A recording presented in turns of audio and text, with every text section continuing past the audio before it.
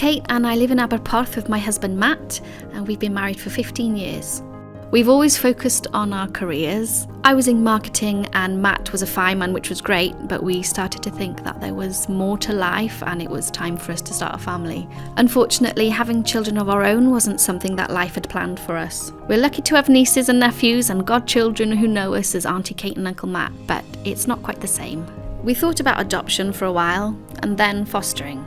One day, about 3 years ago, we were at a food festival in Cardigan Bay. We saw a stand about fostering and picked up a leaflet. The more we learnt about fostering, the more we realised that it was the right choice for us. The process of becoming foster carers with our local authority fostering team was quite intense, but they gave us the confidence to do it. They've always supported us. I don't think I'll ever forget the day that we went to find out if we had been approved or not. We were both excited and nervous at the same time. We didn't know what direction our lives would be going in next. We just couldn't wait to get started.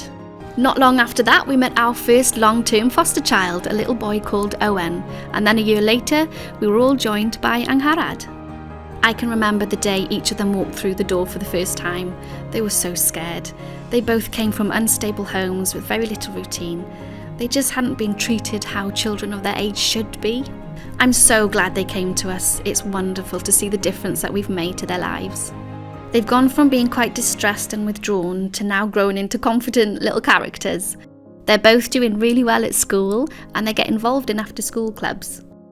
Don't get me wrong, it's not all plain sailing, not at all, but it's worth all the time and effort in the world to see how happy they are now.